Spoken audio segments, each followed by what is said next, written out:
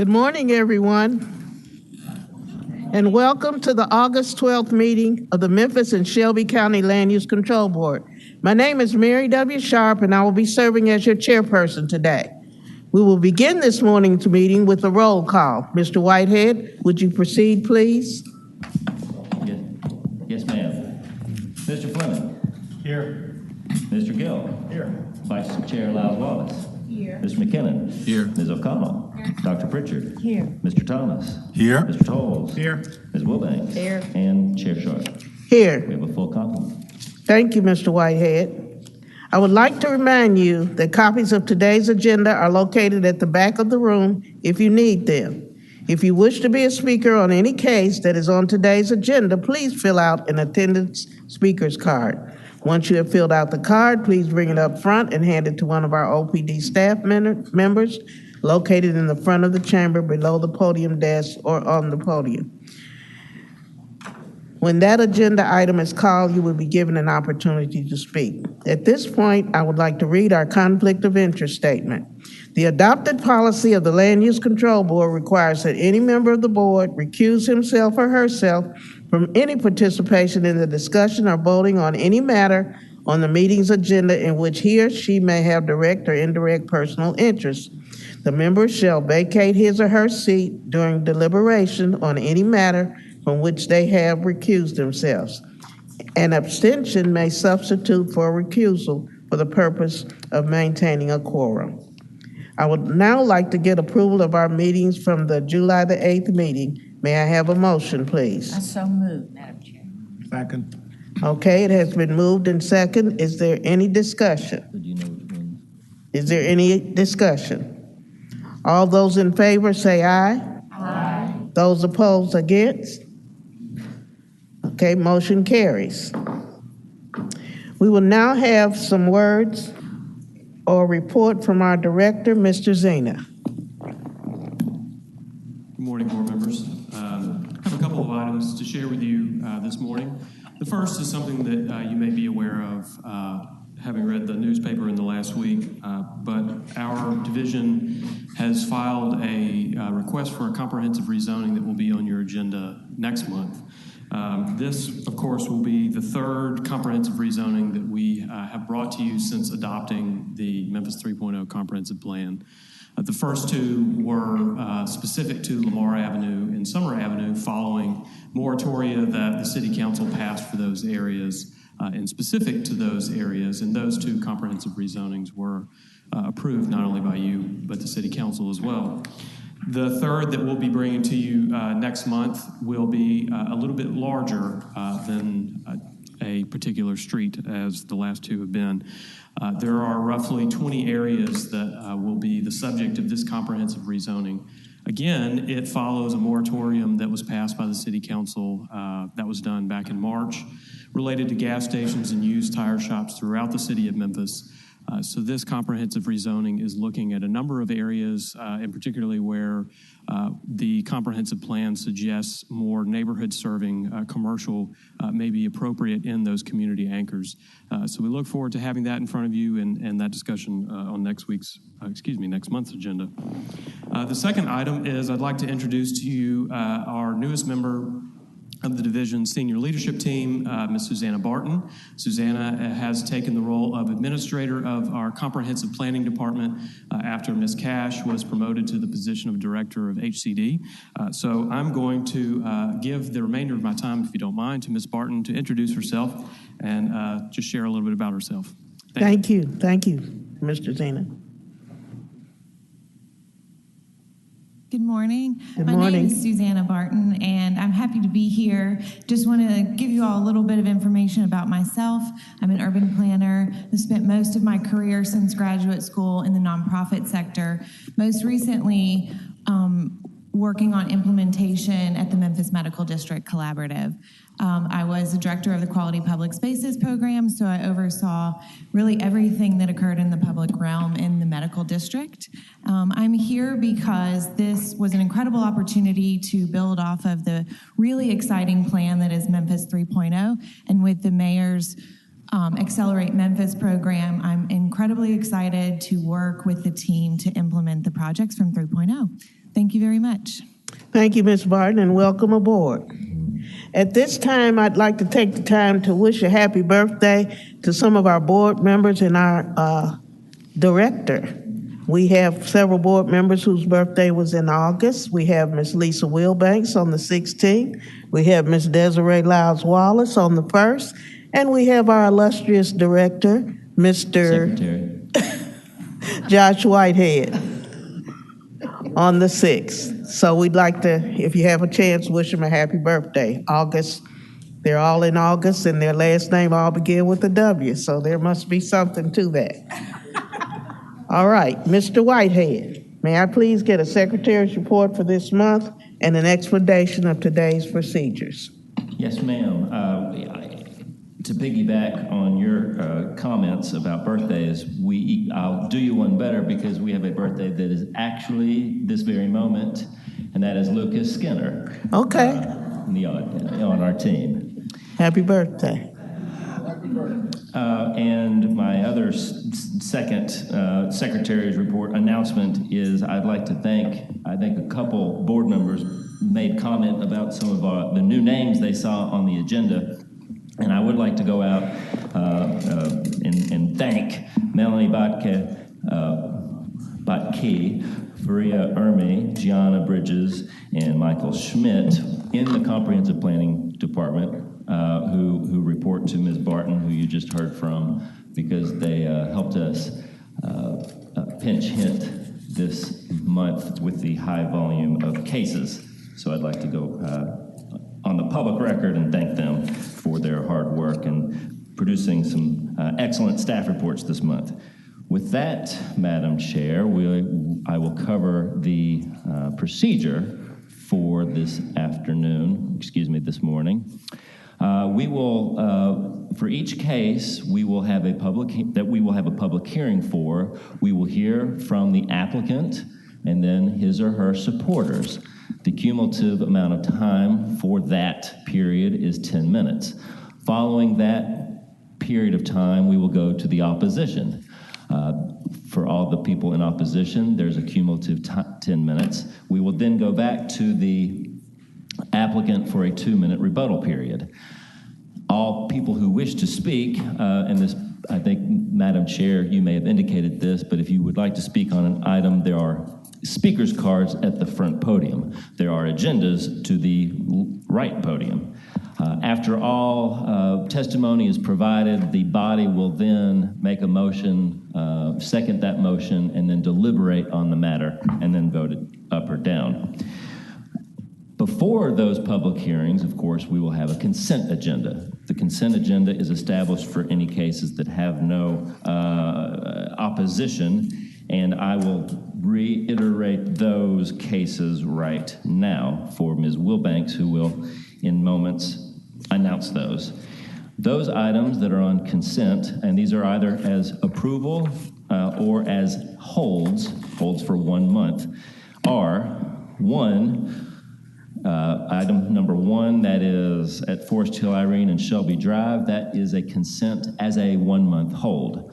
Number 2, the 16-lot residential development on Park. That is a consent as approval. Number 3, at the corner of Dolan and Lakeview and Whitehaven. That is a consent item as a 1-month hold. We will hear number 4. That takes us to number 5, which is a 1-month hold for the behavioral, that's a tough word, health facility on Centennial Drive. That's a consent item as a 1-month hold. Number 6 is a approval on the consent agenda. We will hear, number 7 is a consent as approval, that is at the dealership on Ridgeway. Number 8 and 9 are 2 subdivisions in the Bolton area. Both of those are consent. Number 10 as well. We will hear number 11, which is a subdivision on Edwards, Word. Number 12 is consent as approval, the subdivision off Scaife. Number 13 is consent as amended. Ms. Wilbanks, if you want to hand the floor over to me, I'll announce that amendment. And finally, items 14, 15, 16, 17, and 20, 14, 15, 16 are consent as holds. Number 17 is a consent as approval. And number 21 is a consent as a 1-month hold. With that, Madam Chair, I'll hand the floor back over to you.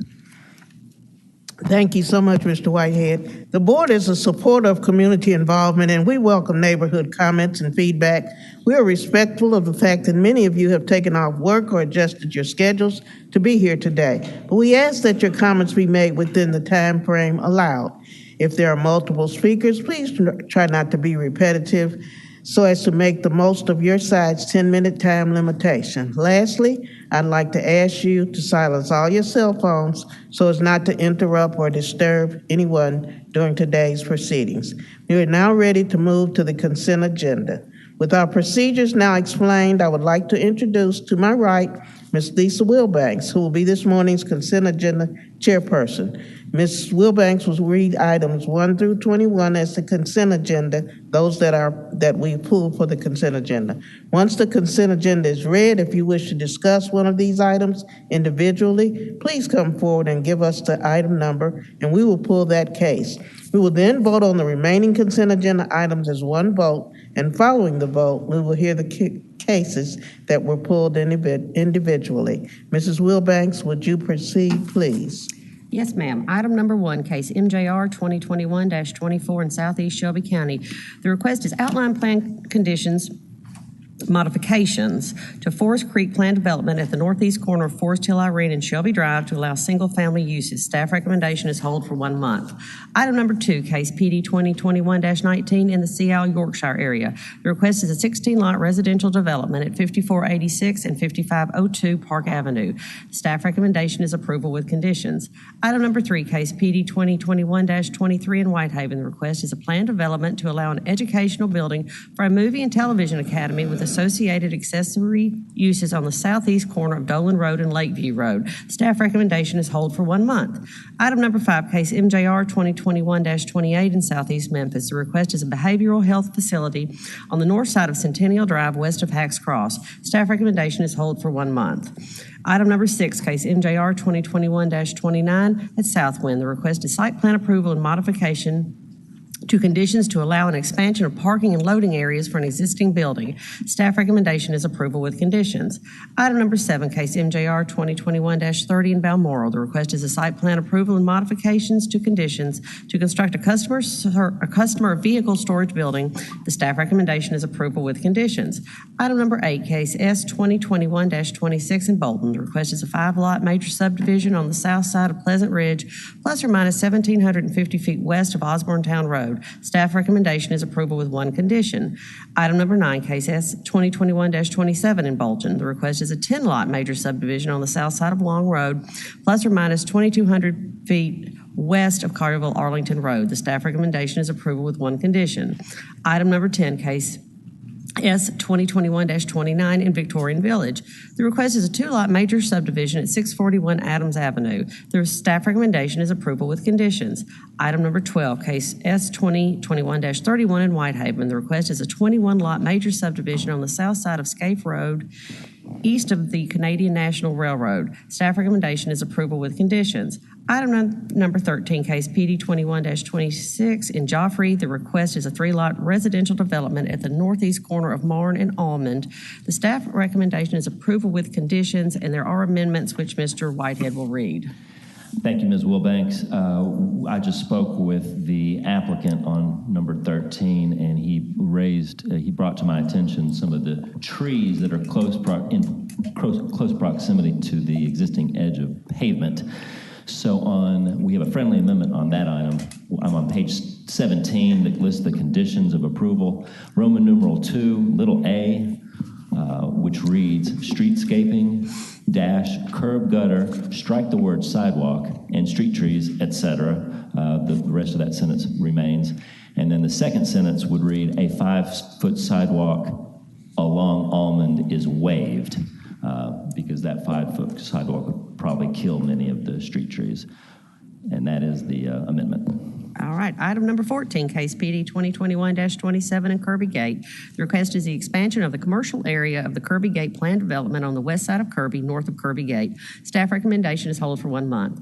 Item number 15, case SUP 2021-17 in Fraser. The request is a cell tower at 2531 North Watkins. Staff recommendation is hold for 1 month. Item number 16, case SUP 2021-18 in Cherokee. The request is a group child care home at 3744 Sturgeon Avenue. The request is hold for 1 month. Item number 17, case SUP 2021-20 in Millington adjacent. The request is a tavern/restaurant at 6347 Navy Road. Staff recommendation is approval with conditions. Item number 21, case Z 2021-10 in Oak Haven. The request is a rezoning of 72.7 acres on the west side of Tullahoma, about 1,900 feet south of Aquarius, from conservation agriculture to employment. Staff recommendation is hold for 1 month. That is our consent agenda, ma'am. Thank you, Ms. Wilbanks. Anyone now wishing to pull a case from the consent agenda, please come forward and give us the item number. Other than that, we have pulled item number 4, 11, 18, 19, and 20. The items on the consent agenda will now be voted on with 1 vote, subject to the recommendation of OPD. If the consent agenda is approved, only items number 4, 11, 18, 19, and 20 will have full independent public hearings.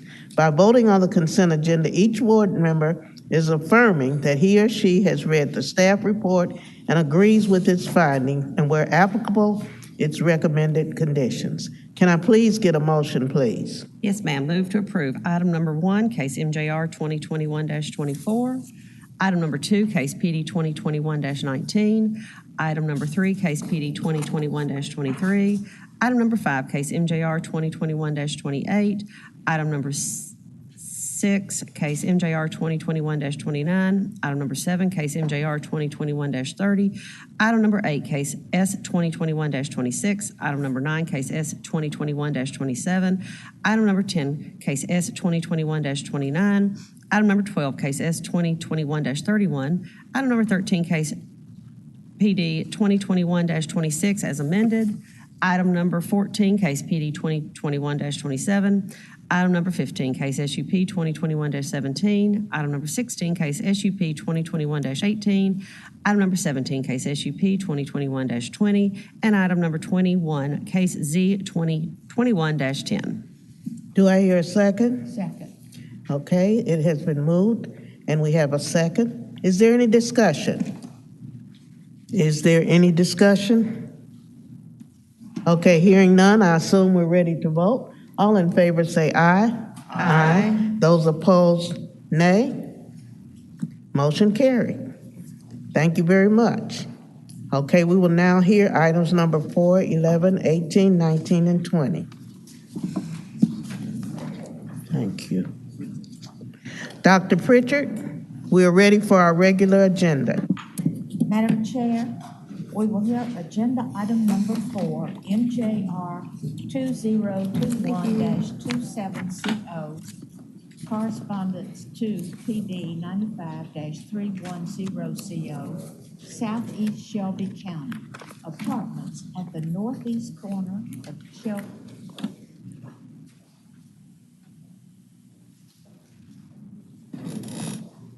Right in the middle. Did I get it? Hit it again. There we go. Agenda item number 4. And we will hear apartments at the northeast corner of Shelby Drive and Hacks Cross. Staff recommendation is approval with conditions. Okay, is the applicant here? If so, please come up and introduce yourself.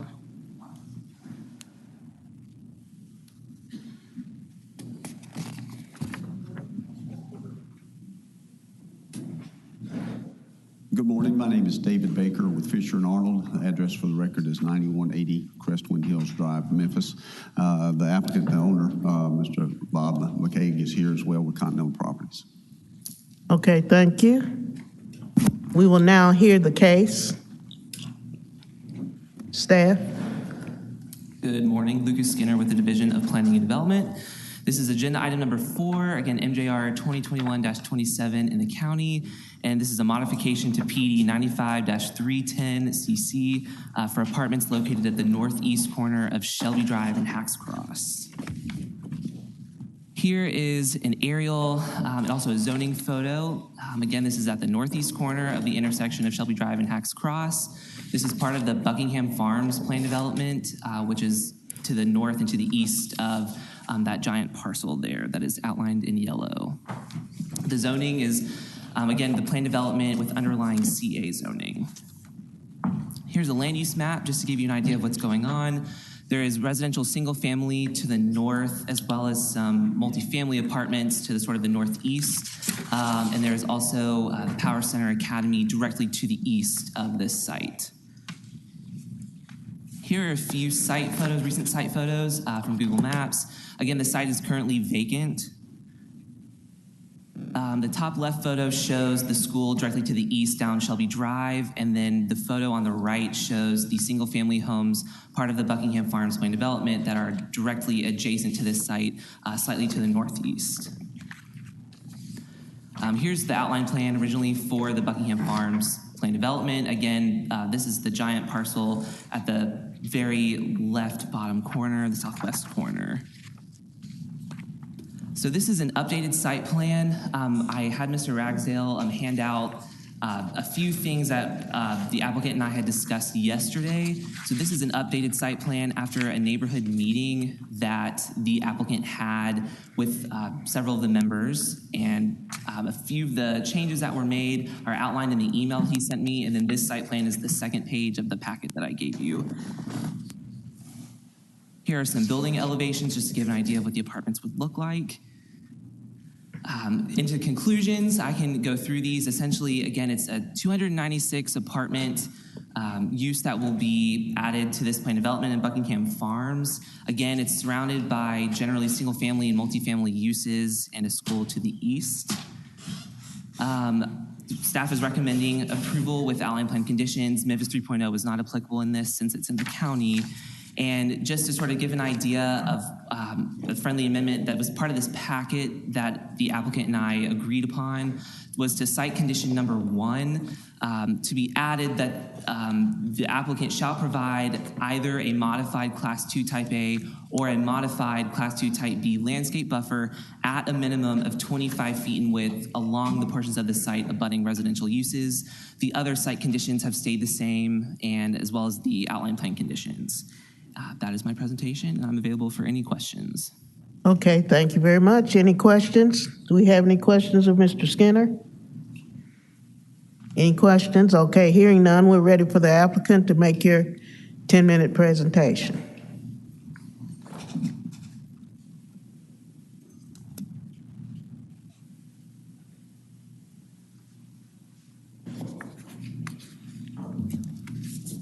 Thank you and good morning. For the record, Robert McKegg with Continental Properties, W134 North 8675 Executive Parkway, Menominee Falls, Wisconsin 53051.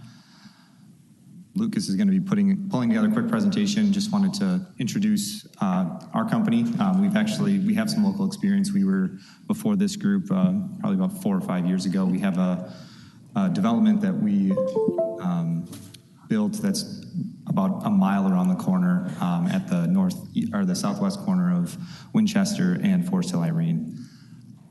And so when we get this presentation going, we're proposing something very similar, almost identical. It is the exact same, our Springs brand that is located at that development as well. You can just kind of scroll through it. I can go through that. So who we are, just for those of you that weren't familiar with us then, so we are a national real estate developer. We started in commercial and hospitality. We've been around for over 40 years. In early 2000s, we pivoted, and our primary focus is now residential development. So we do multifamily predominantly. We do have some single family that we're looking into, and obviously with the current condition of the market, we have since pulled back on our hospitality and our commercial development, but it is still an arm of our company. We're 24,000 apartment homes strong in 19 states, so we have a strong national presence. We've been one of the top developers in the country periodically over the last 10 years. some examples in different states and things that are under development, under construction. And so, like I mentioned, so this is our Springs. This is our Springs brand. It's a market rate multifamily apartment community. These are photos in an aerial from the Springs at Forest Hill, as I mentioned, in unincorporated Shelby County, just on the border of Germantown. What we are proposing for the northeast corner of Hacks Cross and Shelby Drive is this same community brand. It is a gated and fenced market rate. We are typically at the higher end of the market in terms of rent thresholds, one of the higher class multifamily developments in most of the markets that we're in. And so you can kind of scroll through this. Lucas kind of went through it. As Lucas mentioned, this was the initial proposal, the 296 homes. We have a variety of homes, including studio, 1-bedroom, 2-bedroom, and 3-bedroom homes. Again, all market rate, privately funded.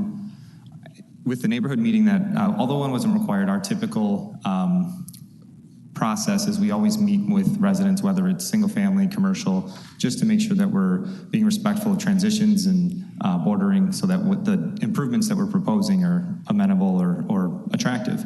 And one of the strongest concerns were with the HOA president and a lot of the residents that are immediately on that property line was the adjacency of our stormwater pond and how close some of those structures were. And so in addition to the conditions that staff has recommended, we're exceeding the actual dimension requirement, but will be abiding by the landscaping buffer and the parameters required or requested in the staff report. But in addition to that, we've essentially pulled all of our structures further south and further away from those single-family homes, so to make sure that there's no views damage from either side. And we've also adjusted, and once we get into engineering, we'll further adjust that stormwater pond, as there was some concerns about the direct adjacency to their property line.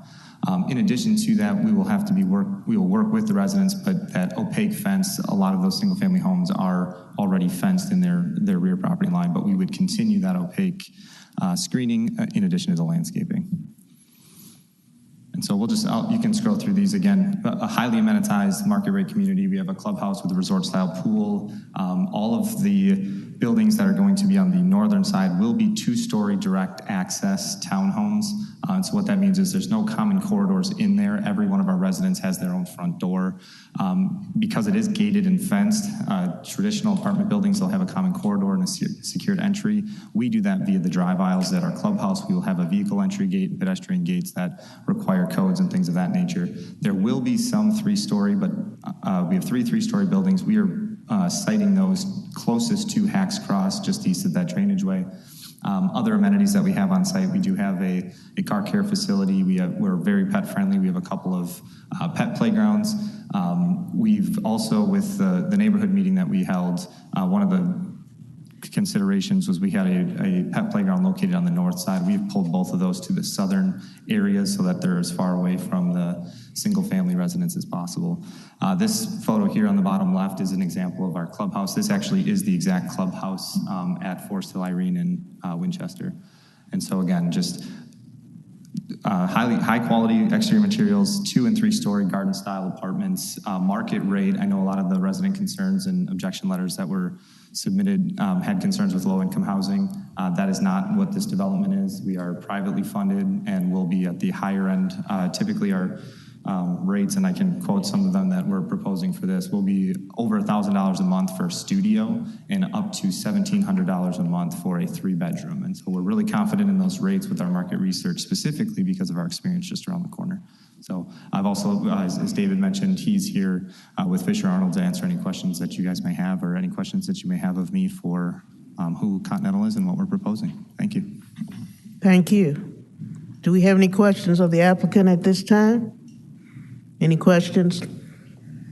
Board members? Okay. We are ready for the opposition, and we do have about 3 people who want to speak. You can come up and introduce yourself, name and address, and give us your point of opposition.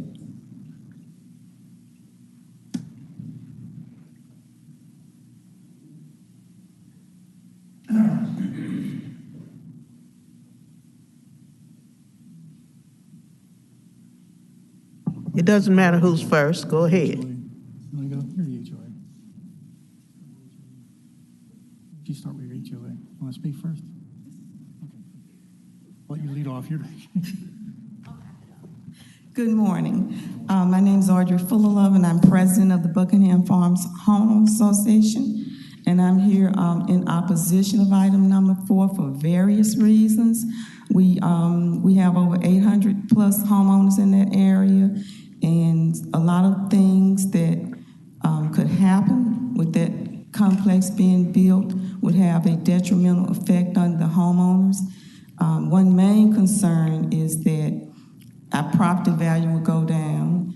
We already have a problem with the elementary school right there, and traffic jam is backed up for an hour every morning and every evening, and then there's another school at the other entrance, which causes a traffic jam as well.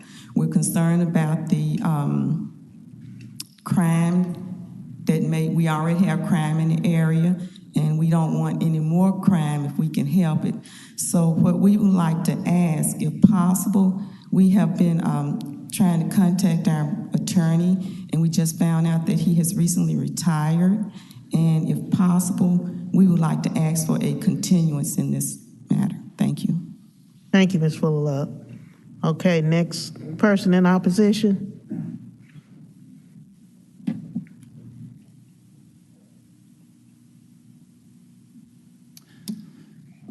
Good morning. Good morning. My name is Ron Condell. I live on Lunsford Drive in Buckingham Farms, and I'm in opposition of this complex for a bunch of reasons. For one, my backyard backs up right up to the complex.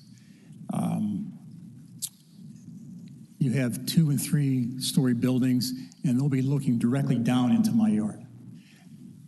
I'm losing my privacy. I don't have a problem with single-family dwelling homes or anything like that, but an apartment complex, this is going to change the whole dynamics of the neighborhood, the street. Other issues are the retention pond or holding pond, or there's a bunch of names for it. But when that had a hard rain, that's going to fill up, and that's going to push a lot of snakes and everything else right into my backyard because my fence is right up against it.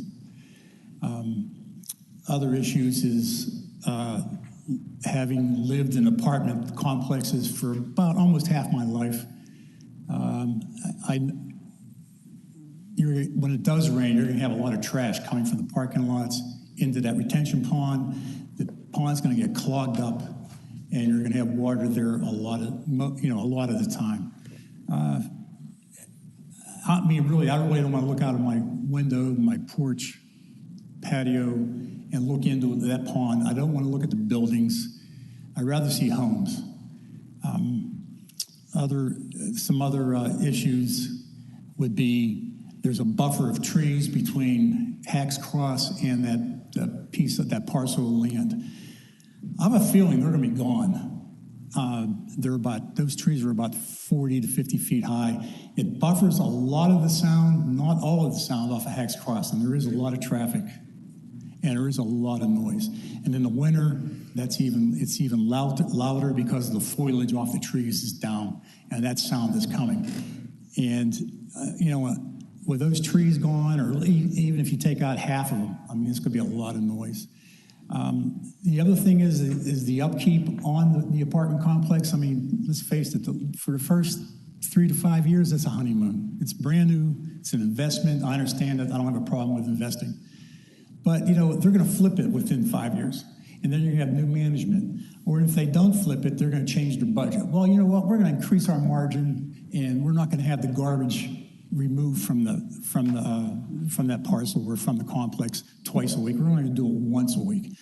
And you can go around the corner and see this happening in other apartment complexes. I've seen it. I've been there from where I've lived. Like I said, I lived in apartment complexes in 3 different states for almost half my life. And they're all pretty much the same. Things change, new management comes in, new owners come in, and things change, usually for the worse. It's this little small incremental,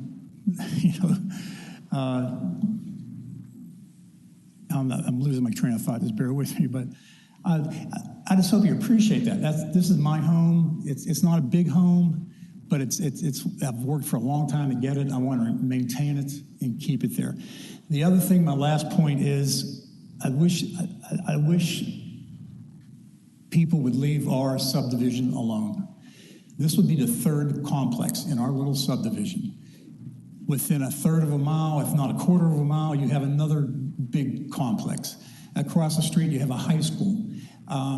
We already have an elementary school. As Audrey said, the traffic does back up to Hacks Cross. It gets to be a mess. I can't even get out my own street because they don't let you out. And there's a charter school. I'm just asking, just leave our subdivision alone, put homes in there so we can have, a typical, traditional, American life there. That's all I'm asking. So that's all I have to say. Thank you. Excuse me. We have one more person in opposition, and then we'll see if we have questions from the Land Use Control Board members. Good morning. She's taller than me.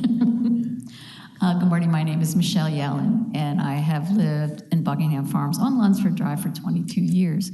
Give me your address, please. Oh, I'm sorry. 4473 Lunsford Drive. And my concern is a lot of what our other people have spoken about. If I knew I could do in a PowerPoint, I would have. There are numerous apartments. It's not an availability of housing. We have tons of it. We have lots of rentals. I would really like to see that property stay as a retail or single-family homes. I think it brings much more to the community, more stability into our community, and that's what people live there for, because of the stability. Most of our neighbors are working people that, they work at FedEx, they work midnights, you got all this construction going on for 6 years, how's that going to affect their mentality?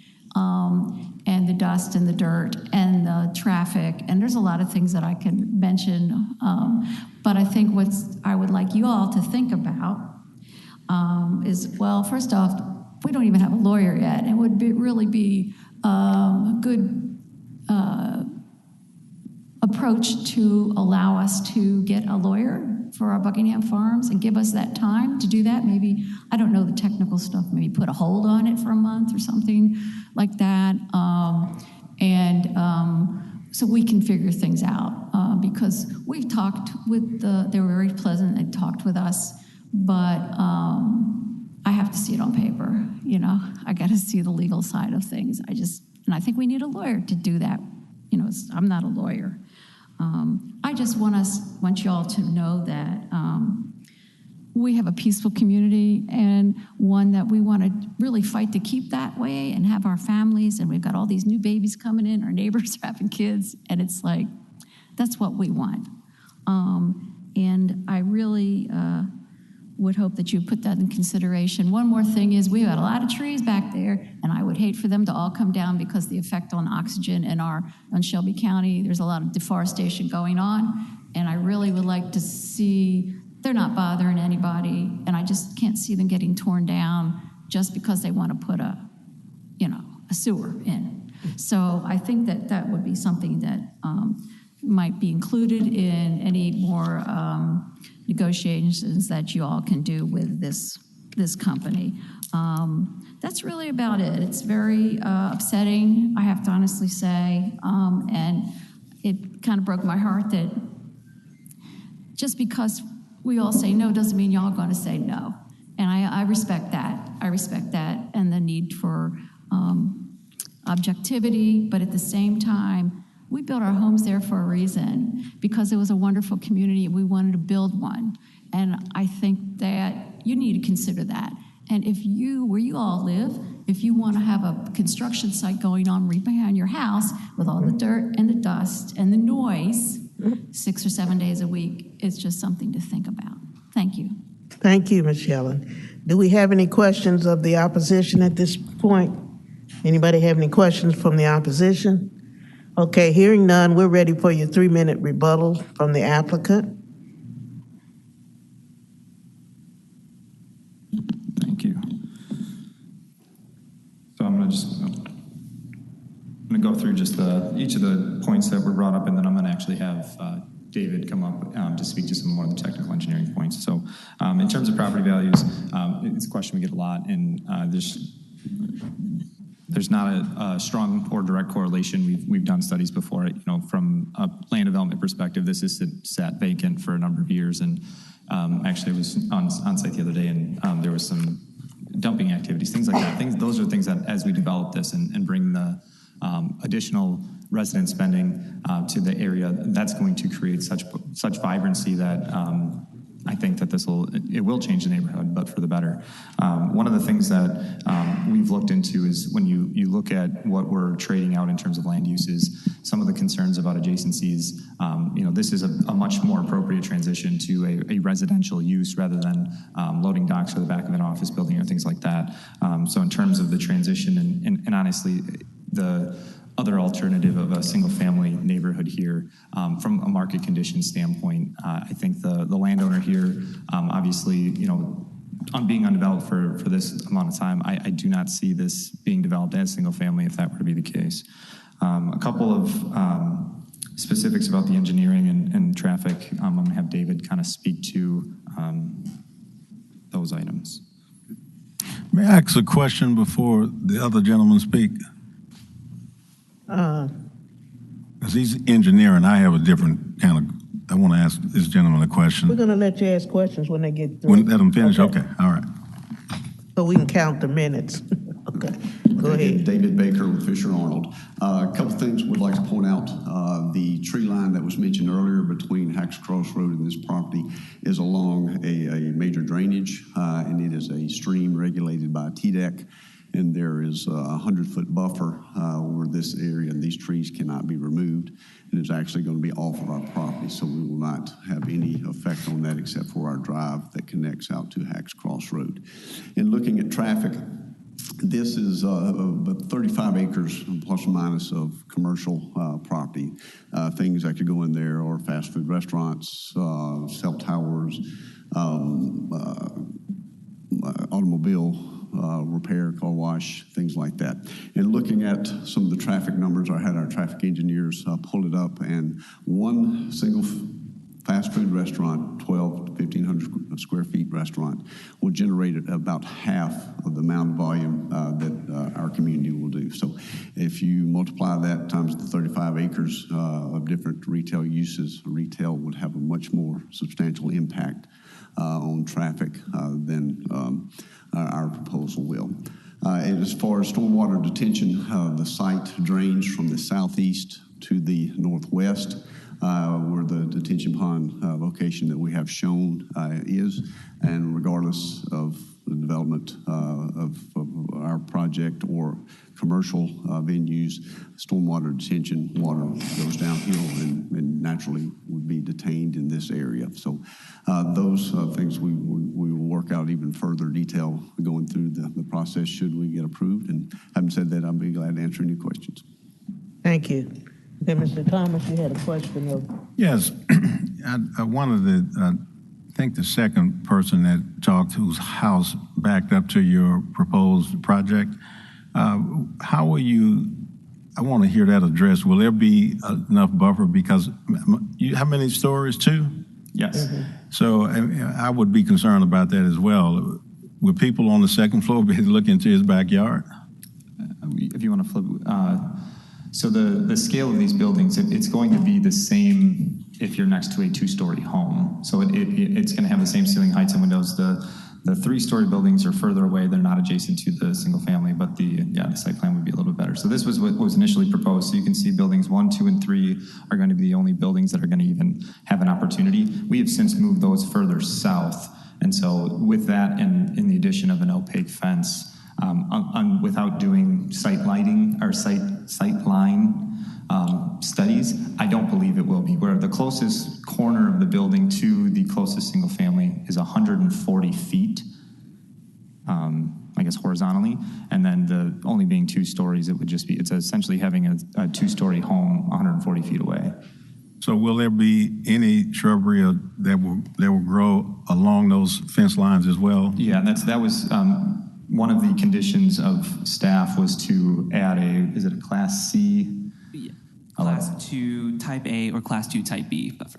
And so we've agreed that that's perfectly acceptable. What we've done to do it, we've taken a step further, is the dimensional requirement for that. We've exceeded that in terms of what will be along that northern buffer. So all of your three-story buildings will be more in the center or towards the major Yeah, streets? so Okay. I can't read the numbers here, but the two that are furthest to the west on the southern side, those are the 3 stories, and then the one adjacent to the Power Center Academy is a 3-story. Thank you so much. Okay, thank you. Any other questions from the board members to the opposition and/or applicant?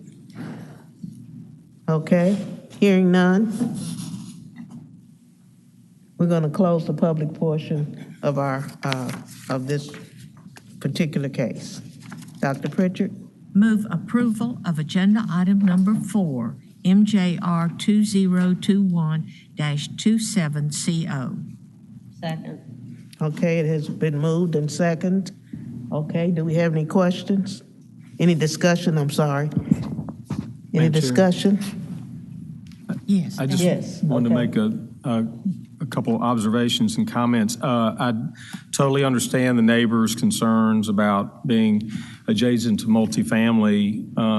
I think in this case, the developer's done a really thoughtful design by pushing the 3-story buildings to the west and looking at view corridors from these 2-story buildings that are adjacent to Buckingham Farms. I think with the tree line along that edge of the property and the screen, I just think this applicant's done a very, like I said, thoughtful job of laying this out where it's going to be compatible with the neighbors to the east, and trading this for those uses that Mr. Baker said for fast food restaurants, cell towers, cell service, car wash, auto repairs. I think this is a good plan for the site, and I'm going to support it. Okay. Any further discussion? Any further discussion? Okay, I assume we're ready to vote. All in favor say aye. Aye. Those opposed, nay. Motion carries. Thank you. Dr. Pritchard? Madam Chair, that brings us to agenda item number 11, S2021-30, VECA, 2-lot major subdivision at 1801 Edward Avenue. Staff recommendation is approval. Thank you, Dr. Pritchard. Is the applicant present? If so, would you come up and introduce yourself, give us your name and address, the applicant? Case number 11.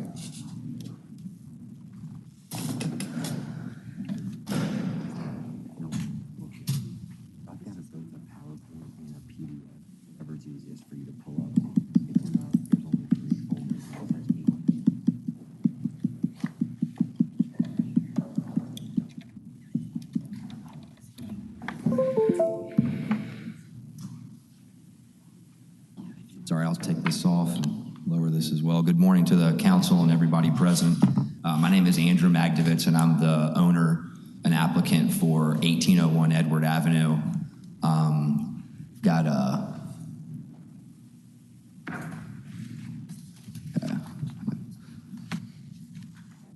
Okay, thank you. We'll have a staff presentation at this time. Good morning. This is a request to build a 2-lot major subdivision at 1801 Edward.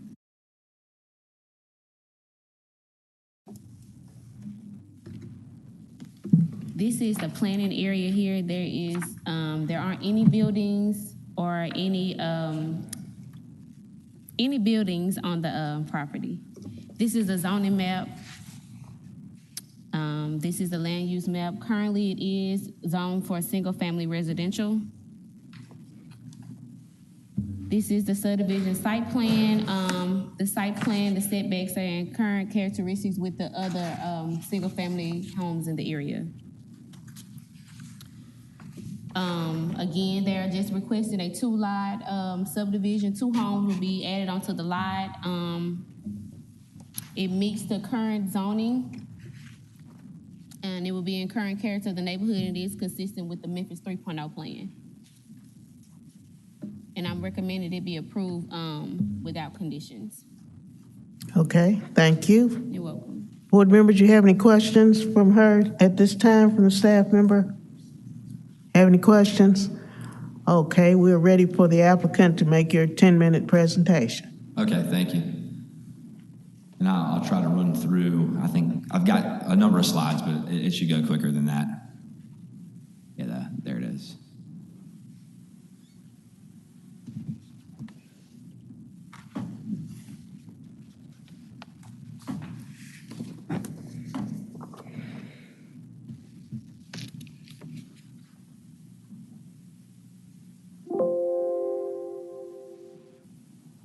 Thank you, Gianna. So as you can see from the first slide, it was basically just the outline of the single lot, dividing it into two single-family homes. But basically, just kind of my agenda, what I'm here to discuss is it currently stands as 100 by 205.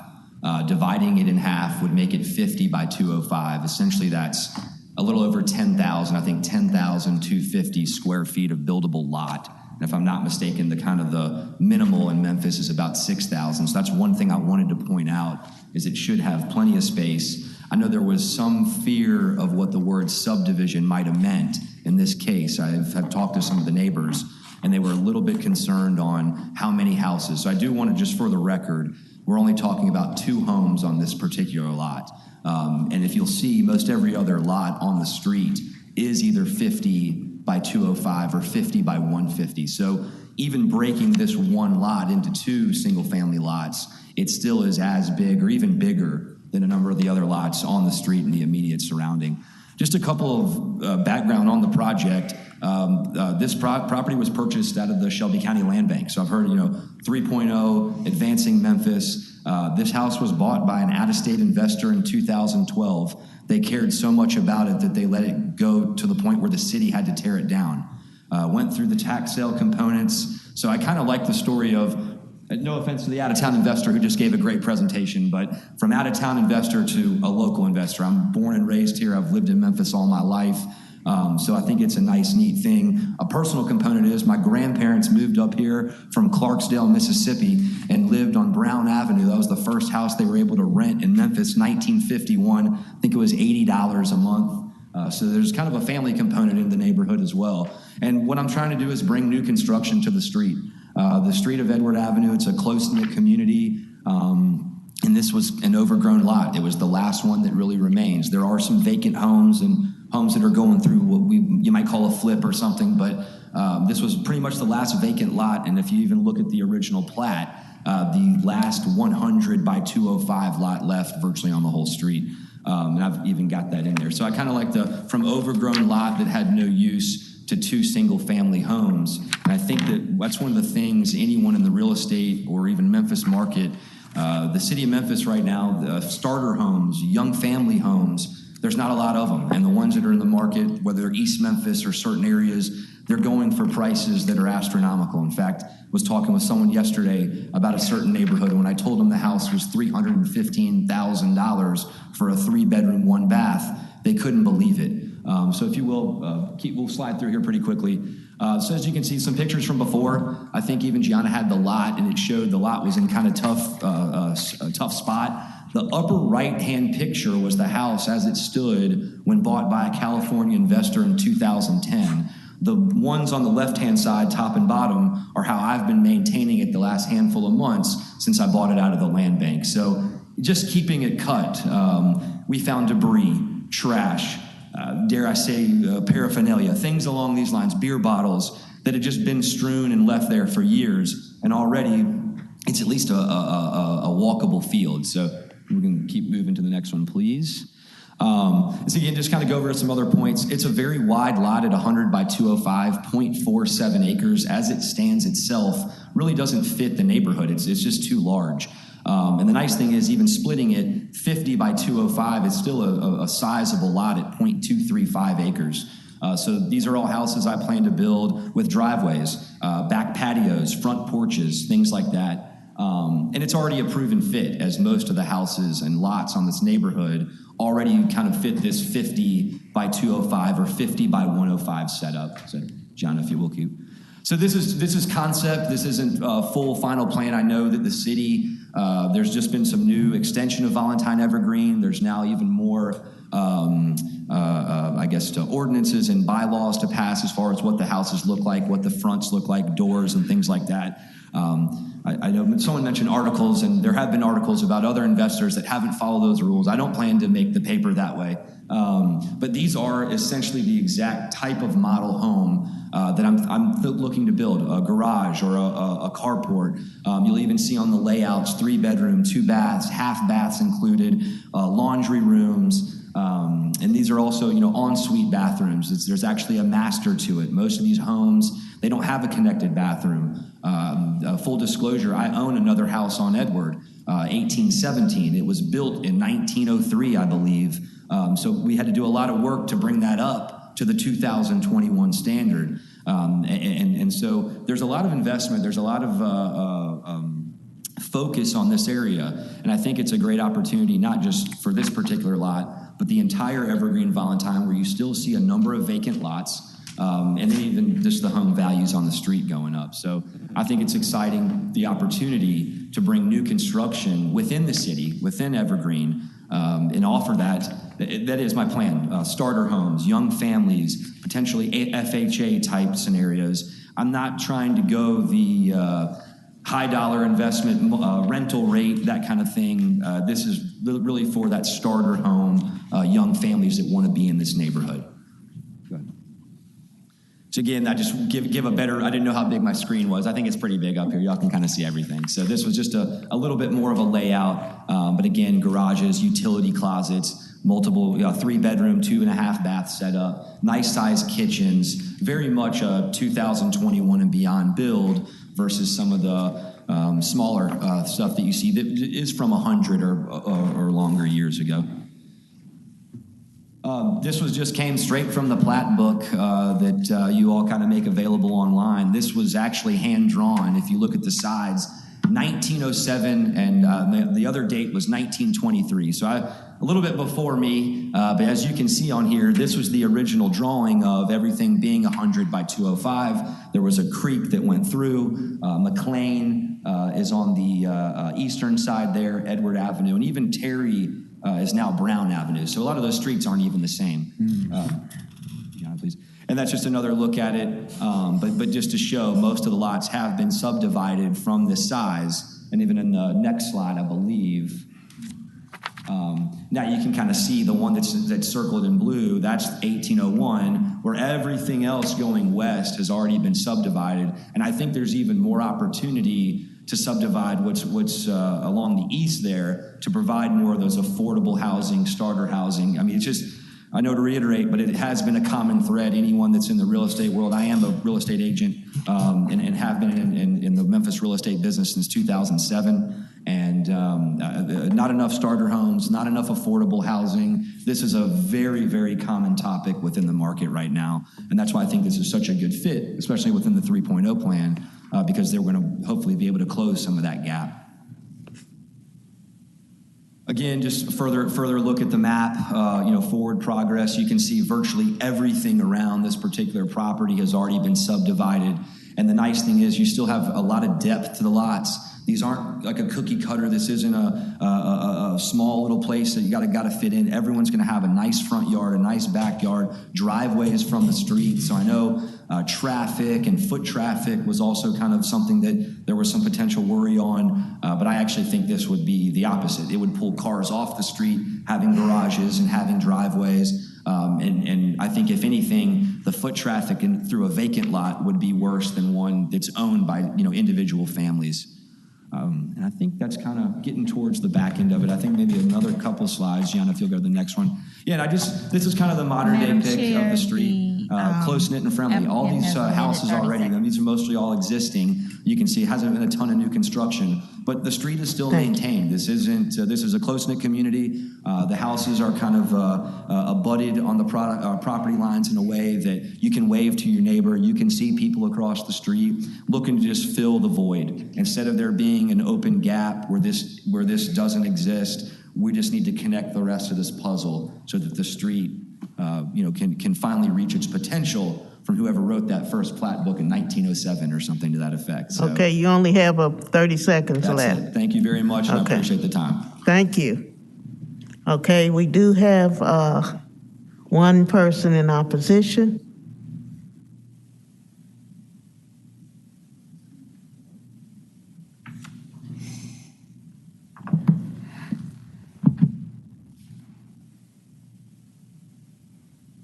Good morning. Good morning. My name is Donna Taylor. I live at 1807 Edward Avenue. I stay next door to that lot.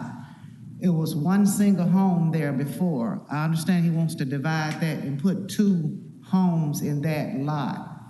I think it's not enough room to put 2 homes in that lot. I think it's very tightly knitted. I've been living there for 30 years. We have a lot of crime recently, gangs, drugs, shooting, and a murder. Things has gotten better in that neighborhood. I don't know where you live. I don't know your house, but I would like to take your house, squeeze in 2 houses between you and your neighbor. I can understand 1 house, but a subdivision we don't need. You have a lot of retired people there. You have senior citizens. I've talked to my neighbors.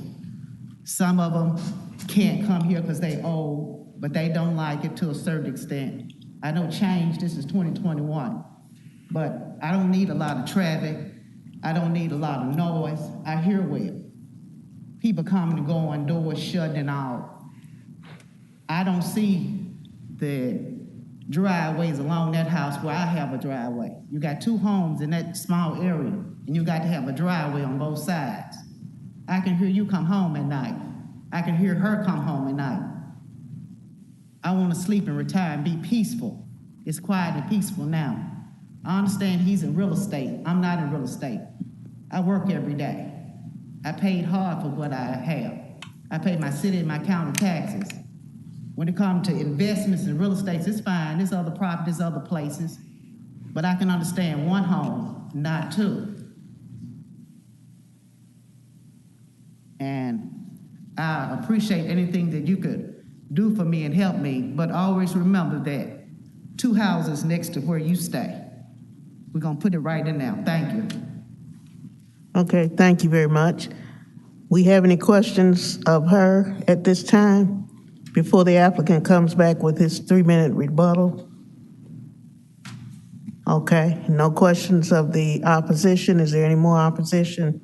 Don't have any other cards, okay. Applicant, we're ready for your rebuttal.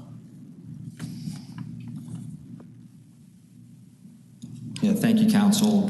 My main rebuttal to that is I understand that there's some concern, the size of the lot, but if John, if you'll go back a couple slides, see where it was, basically to where it kind of just showed the aerial view of the lot.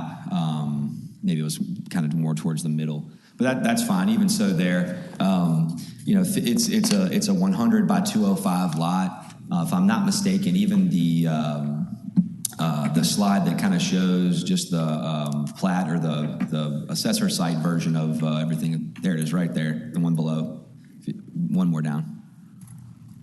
But anyway, you'll see that actually I think this lot in particular is even bigger than both of them to each side of it. Yeah, Gianna, if you'll just kind of roll through, because it'll kind of help this point a little bit. But I think that's the number one thing to show right here is it was a vacant lot that was an overgrown thicket. In fact, I've had to go back in 3 or 4 different times because over the 10 years of neglect, remember it was sold in 2010 and not done anything until I purchased it, I think in February, or no, this was maybe 2 months ago. So anyway, it had become a very overgrown lot, an unsightly lot. I don't see how that would be more enjoyable to live near than 2 brand new homes.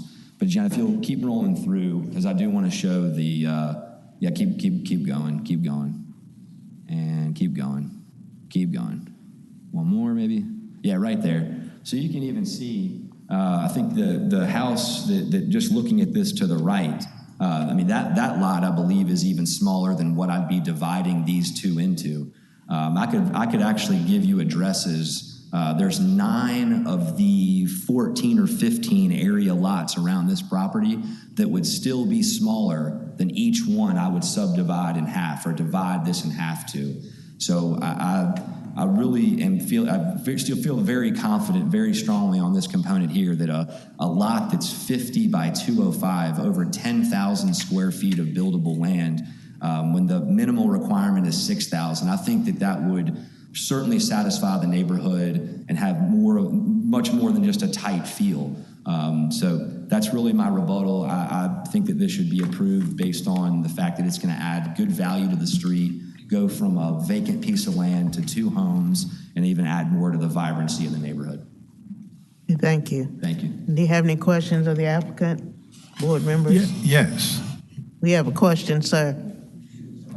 So I just want to make sure for my own understanding. So when you subdivide this, you're saying that each lot will be, because you mentioned to the left, on either side of it. So yes, these sir. lots will be equal in size to those existing lots? Yes, sir. Jen, if you'll go back to the front slide, you'll see that the nice thing is being 100 by 205, we can make a perfect symmetrical division right in the middle. So each one would be exactly 50 by 205. It is, and I believe this is what was sent out in the neighborhood, but even right here it shows each one is 50 by 205 and 0.235 acres per lot. So it wouldn't look odd. Wouldn't look odd. There's not going to be one that's bigger than the other. The 2 prototype houses that I had up there, one was 1,600 square feet under one roof. The other one was about 1,450 under roof. And that did include the garages and the carports, which, aren't conditioned. So you're talking about a 1,200 square foot, 1,250 square foot house, 3 bedroom, 2.5 bath. I'm just excited to see something going over there. I actually grew up, as a child, I went to Valentine School. I lived at 1208 Merchant, which is just a vacant lot over there now, but I know the area very well. I went to Cypress Junior High School, so just to see, I think this is a positive to, in the neighborhood. Now, I'm very sensitive to what the neighbor's saying. That's why I want to make sure it does not look odd. Absolutely. But to have new construction, on those streets, I doubt there's been any new construction in years. I hope I'm wrong, but I ride through there every once in a while, but I think this is a positive, and thank you for doing it. Mr. Thomas, I appreciate that. Some of my colleagues say that I may be a little crazy to do this, but that's okay too. So, I think it's an exciting opportunity, and I hope it's something that others mimic in Memphis. Not that I'm not for the out-of-town investors or things like that, but I think when there's a home feel to it. Another thing I'm excited for is I know that the whole area has come under more jurisdiction of the city through the V&E neighborhood. And I have no problem. In fact, I'm looking forward to building to those restrictions, building to those codes, hopefully as a blueprint for others to come and do the same thing, whether it's a builder or a homeowner that says, I want that site, I'm gonna build my house there. Thank you so much. Thank you. Thank you. Any further questions of either the applicant or the opposition? Okay, hearing none, we're ready to close the public portion of our meeting agenda. Can I get a motion, Dr. Pritchard? Yes, move approval of agenda item number 11, S2021-30. Second. Okay, it has been moved. I do hear a second. Is there any discussion amongst our board members? Is there any discussion?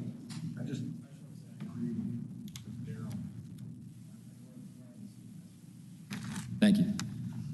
Okay, thank you. Any other discussion? Okay.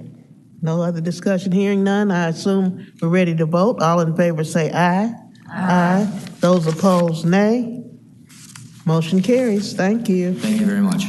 Okay, we're ready for our next case, Dr. Pritchard, which will be all together. Mr. Whitehead, you want me to call each of these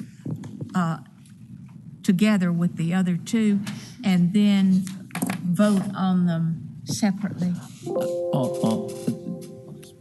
Dr. Pritchard, I think on this particular matter, we can probably vote on all three as one motion. All So right. call it out, and then we'll vote on it in one motion. All right, thank you. Agenda item number 18, Z2021-7CO Raleigh, rezoning of 1.6 acres from residential single-family 10, R10, to commercial mixed-use 2, CMU 2, at the southwest corner of Austin P. and Singleton Parkway. Companion case to these next two. Staff recommendation is approval. Agenda item number 19, Z2021-8CO Raleigh, rezoning of 3.4 acres from residential single-family 10, R10, to commercial mixed-use 2, CMU 2, at the southwest corner of Austin P. and Singleton Parkway. Staff recommendation is approval. Agenda item number 20, Z2021-9CO Raleigh, rezoning of 1.5 acres from residential single-family 10, R10, to commercial mixed-use 2, CMU 2, at the southwest corner of Austin P. and Singleton Parkway. Staff recommendation is approval. Thank you, Dr. Pritchard. Okay, we'd like to see if the applicant is here. If so, would you come up and introduce yourself, name and address, and then we'll hear from the staff. Hello, my name is Matt Peterson. I'm representing Estacado Interests. We are the applicant and future owner of the property. Our company address is 2800 Gilder Drive, Plano, Texas, 75074. Thank you. We'll now have a presentation by the staff. Thank you. Clark Shoup Diggs, Division of Planning and Development. The items before you are Z21-7, Z21-8, and Z21-9 Co. We're going to treat these as basically one request, and the request is to rezone 3 adjacent parcels from the R10 zoning district to the CMU2 zoning district. And again, this property is located at the northwest corner of Singleton Parkway and Austin P. Highway. So here you'll see both the zoning and the land use map for all 3 of the subject properties. The zoning map on the left shows that the parcels are currently zoned residential single family 10. And the land use map will show that the current land use of 2 of the parcels is single family residential, whereas the northern parcel is currently vacant. There is one existing single family home on the central parcel. And so this proposal being, or these properties being located in the county means that the Memphis 3.0 general plan is not applicable to this request. And the surrounding land uses at each corner of the intersection of Singleton Parkway and Austin P. Highway is a mixture of commercial and office uses, though there is a large portion of single-family development to the west of the site. So here are a couple of site photos of the subject properties. Both of these photos show the intersection of Singleton Parkway and Austin P. Highway. So on the photo to the left, the properties themselves are located on the left-hand side of Singleton Parkway, and across from the properties, you'll see a Walgreens that's characteristic of this particular intersection. Again, there are commercial developments on each of the 3 other remaining corners of this intersection, including Methodist North Hospital at the southeast corner of this intersection. The right-hand site photo, again, will kind of just show the existing state of the properties. Each of the properties, with the exception of the central parcel that contains a single-family home, are heavily forested and essentially vacant.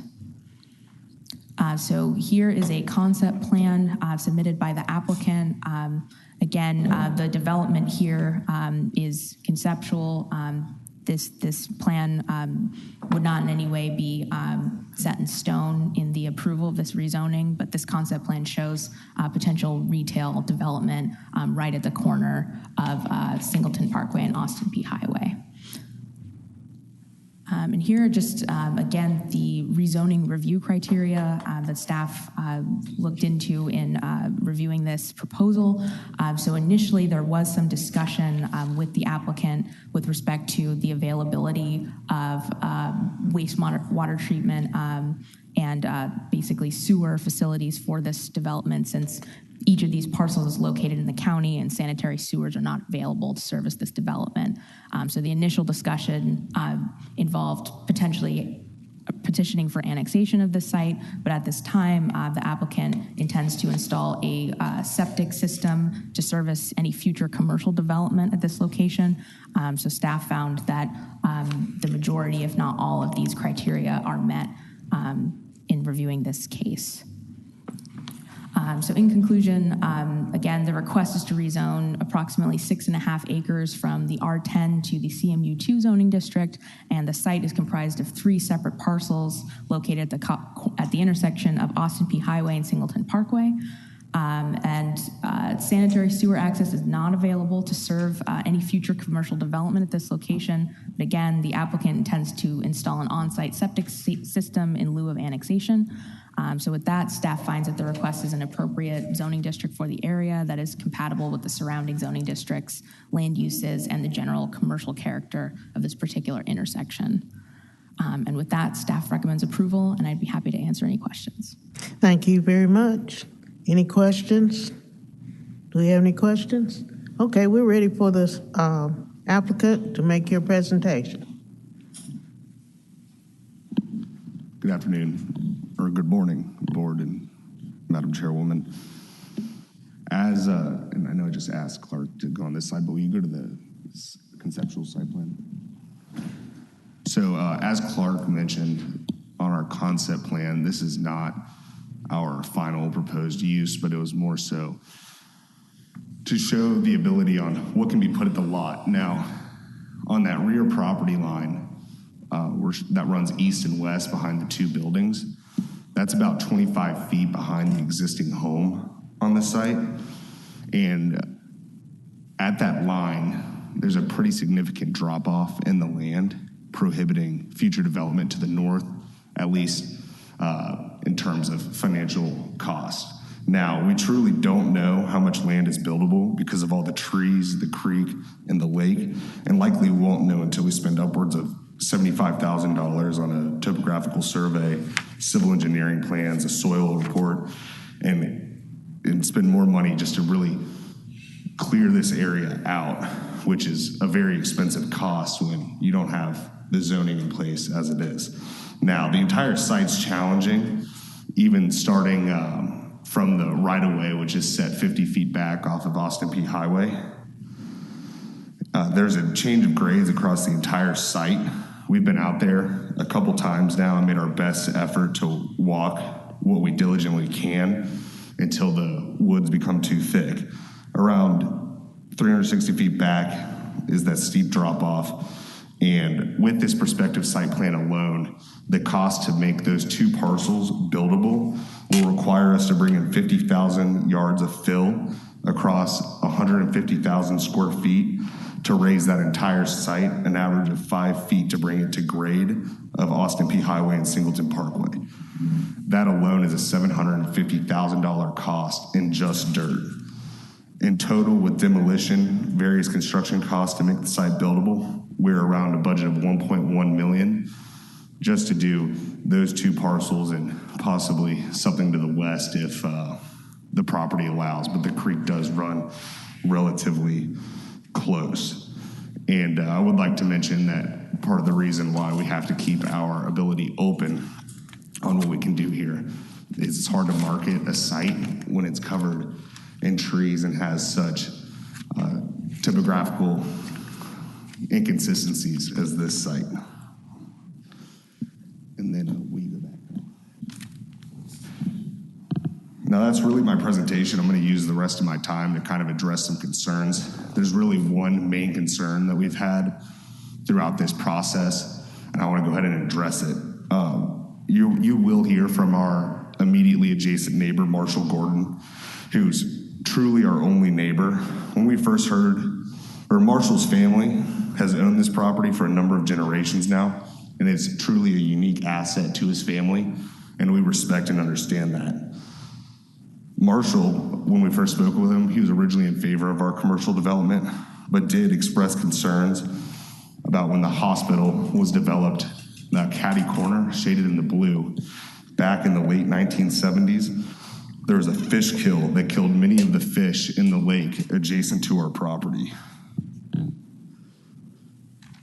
The fish kill was over 60 years ago. Engineering review is much more advanced than it is now. And that hospital was clearly built with error to lead to such a massive fish kill.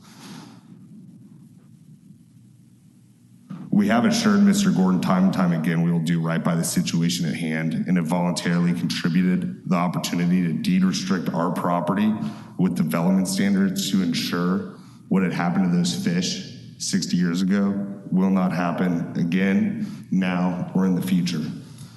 That is the kind of commitment that we are about. We want to work with the neighbors. We want to work with Marshall. We want to work with the city and be good stewards of the community. However, we cannot afford to spend the money necessary to find out if this development is conceivable, guarantee there won't be a fish kill, and come up with an environmentally sound plan to run with the land for perpetuity and deliver a quality product for the town of Raleigh without this rezone. Raleigh is booming, and we want to be a part of the excitement. It should give you pride that private investors from out of town want to come in and bring Class A, nationally branded retail projects to this community. But not allowing us the flexibility to do our part to make that happen is only going to stunt the community's growth and revitalization efforts. Thank you. Thank you. Any questions from the applicant at this time? Any questions? Okay, we do have one in opposition, Mr. Gordon.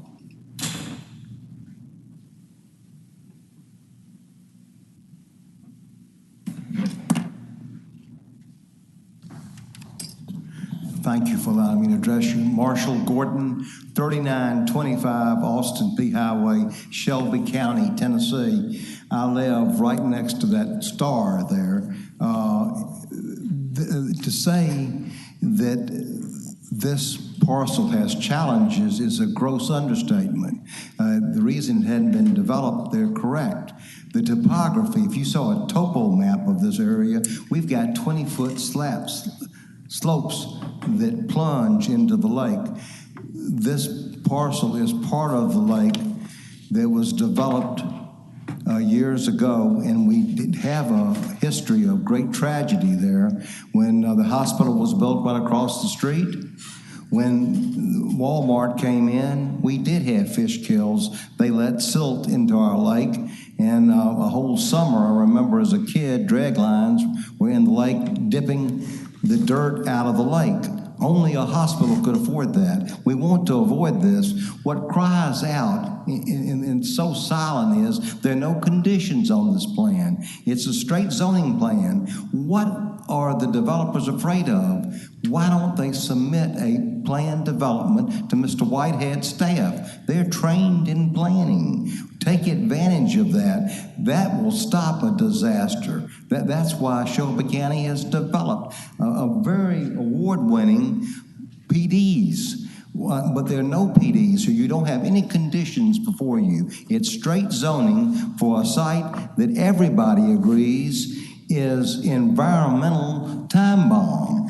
If we touch those slopes with bulldozers and drag lines, denude them, they're going to erode right into the lake like the other two sites did. So that's why I'm so concerned about this site. Now, there should be some more opposition letters. When we had our neighborhood meeting, the Raleigh Community Council, they objected for the same reasons that I do, that we don't know what's happening. And there's no conditions. This is straight zoning. This is what is equal to a blank check that the developer's asking the county to give him. We cannot. Raleigh is coming back. We have two magnificent churches right near this site, poured money into it. This neighborhood has got a chance to come back. Please don't stop the growth that we've got here. The subject property, like I said, it's had this bad history. It's got a creek on it.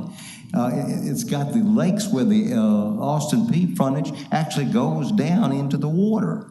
And you're going to need experts to be able to determine what can be done. I want development. I'd be the first one down here if the developers would just be so kind as to submit the application as a PD to Mr. Whitehead's office. Let them draw it up and tell us what needs to be done. I've lived there over 60 years in my home, and my family developed the lake. I want it to be an asset for Raleigh after I'm gone. I want people to be able to enjoy it. I don't want it to be Mudville and the fish die and the turtles die. We've got to protect our environment, and I'm hoping this board will send a message loud and clear. We've developed PDs for this reason. This development cries out for a PD. Let Mr. Whitehead's office at least look at it and condition it as they see fit, and then the public will be protected. Thank you for your attention. Marshall Gordon. Thank you, Mr. Gordon. Have any questions for Mr. Gordon at this time? Anybody? Anybody have any questions? Okay, hearing none, we're ready for the applicant for your rebuttal period. And Madam Chair, as he approaches the dais, I want him to consider one thing as he considers Mr. Gordon's request. The key, I made the note that you reside in Texas. One key difference between a rezoning and a planned development is if this remains a rezoning, there will be 6 hearings before the county commission. If it is converted to a PD, there are 2. I'll give you your 3-minute rebuttal time to think about what that means to your travel budget. Thank you, Mr. Whitehead. So to Mr. Gordon's point, we did have Kevin Brooks, who's a board member of the Raleigh Community Council, city employee, present at our neighborhood meeting. He, like Mr. Gordon, are pro-development, in favor of our project, but have the same expressed concern about the environmental impact of our development.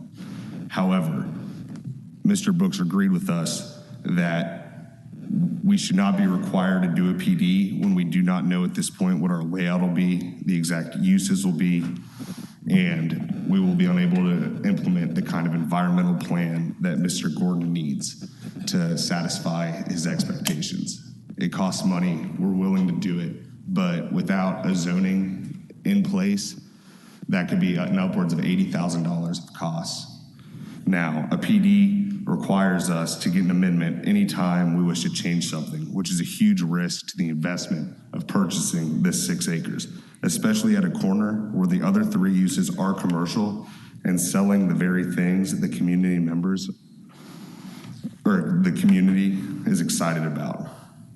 It is not feasible to think that the community can handpick what can go on our property and how we can treat it without the zoning in place.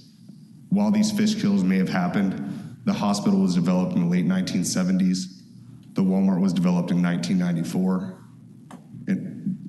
Civil engineering standards, environmental engineering standards are updated time and time again, and we can assure that this won't happen, and a PD truly is unnecessary to prevent a fish kill when it's our responsibility and the city's responsibility to review our plans, and we are willing to put something as a title restriction for what we implement now will never go away in the future, so this can be a one-time problem that is solved, which is honestly what probably should have happened with the other projects when they were developed 25 to 40 years ago. Thank you. Thank you. Any questions of the applicant? I have a question for the applicant. I saw, what kind of developer are you? Like, is this, I noticed this looks like just a typical 1-story retail development. Yes, sir. So we're a net lease development shop based out of Dallas, Texas. We do a handful of projects nationwide with a select group of national retailers. A lot of national quick service restaurants like Raising Cane's, Whataburger, both retailers who are entering the Memphis market and are not in the Raleigh area. Okay, so you see this as just, it's a net retail development. It's going to be national retailers, very Right. typically, we are entertaining the idea of developing a strip center. We typically only allocate about 20% of a strip center to local or regional retail. It's always Class A credit who makes a 10 to 20-year investment to the community. So that's your reason for going the zoning route over the PD route, is because you haven't secured, you don't have a direct plan yet whether you're going to go QSR, drive-through, single tenant, out parcel, or inline retail. Yes, sir, that's exactly correct. And we honestly can't afford to put the game plan together on who our end users are without the zoning in place, because we have to spend the money to get, a $16,000 survey for 6 acres to show, as Mr. Gordon said, the 20-foot drop-offs that happen throughout the site. Right. Okay. All right. Thank you. Any further questions of the applicant? Anybody? I've got a question. I'm sitting here thinking, I'm pro-development and all that, but I am wondering, if we rezone this property, you could sell it, you could flip it, something, God forbid, could happen, and this property gets in the hands of somebody else.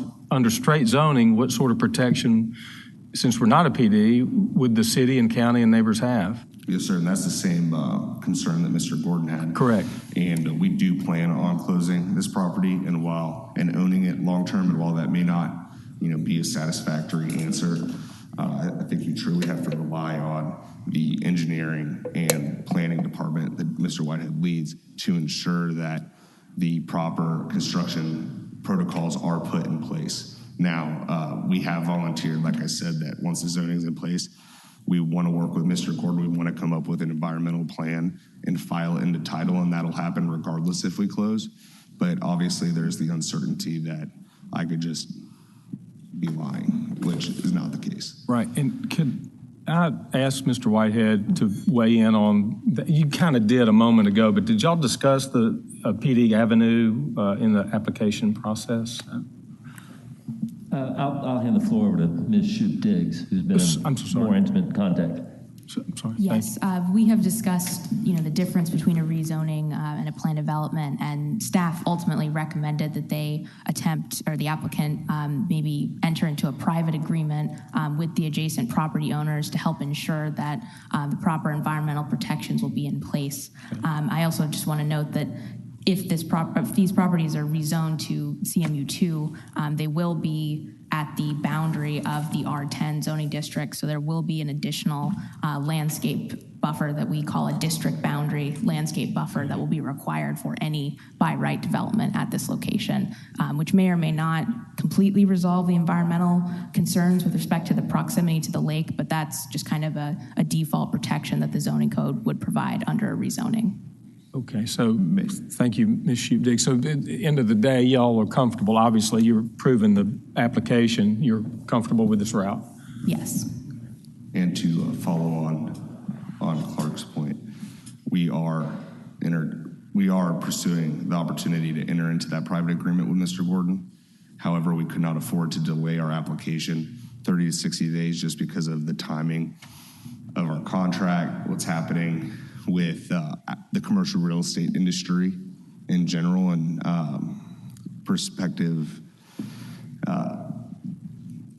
there's a lot going on in the national government that's going to hinder investment development opportunities like this. And so to keep our project on track to close before the end of the year, we were not able to delay our application, and our hope is to reach a private agreement with Mr. Gordon before the county commission approves our plan, or finalizes their decision. It's a business decision for you, sir. Yes, sir. Okay. Is that good enough answer? Okay. Anybody else? Anybody else has any questions? Okay. Hearing none, then we're going to close the public portion of our meeting. Dr. Pritchard? Yes, Madam Chair. I'm going to call 18, 19, and 20 together, and we'll have one vote. Okay, can you move? Agenda item number 18Z2021-7CO. Agenda item number 19Z2021-8CO. And agenda item number 20, Z2021-9CO. Okay, there's a motion to approve. Do I hear a second? Second. Okay, we have a second. Is there any discussion? Is there any discussion? Okay, hearing none, I assume we're ready to vote. All in favor say aye. Aye. Those opposed, nay. Motion carries. And Madam Chair, that finishes our agenda. Okay. Thank you, and the meeting is officially over at 10:35.